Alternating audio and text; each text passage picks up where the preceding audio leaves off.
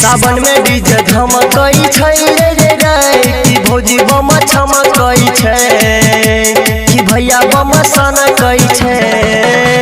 सावन में डीजे धमकई छै रे रे रे कि भौजी बम छमकई छै कि भैया बम सनकई छै।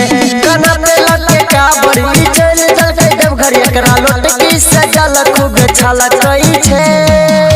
सावन में डीजे धमकई छै रे रे रे कि भौजी बम छमकई छै कि भैया बम सनकई छै। सावन में डीजे धमकई छै रे रे रे कि भौजी बम छमकई छै। हो गाना पे काबर लोग के नाची रहल छै डीजे पर खूबे कवरिया रे बैजूजी के दुआरिया रे बैजूजी के दुआरिया रे। हो गाना पे काबर के नाची रहल छै डीजे पर खूबे कवरिया रे। बोलबम बोले तो जाई छै बैजूजी के दुआरिया रे। चढ़ाई देलकै बूटी की बम सब जुटी एकरा चिलम से धुआं खूबे निकलै छै।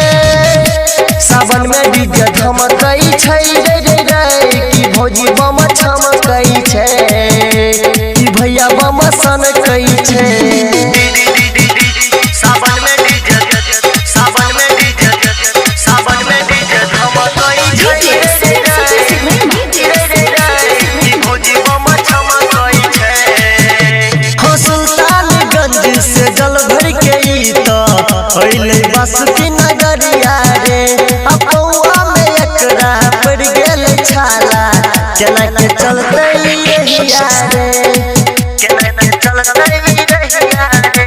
हो सुल्तानगंज से जल भर के ई तो अइले बासुकी नगरिया रे।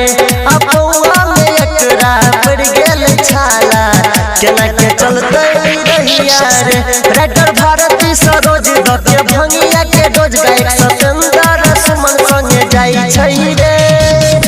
सावन में डीजे धमकई छै रे रे रे कि भौजी बम छमकई छै कि भैया बम सनकई छै।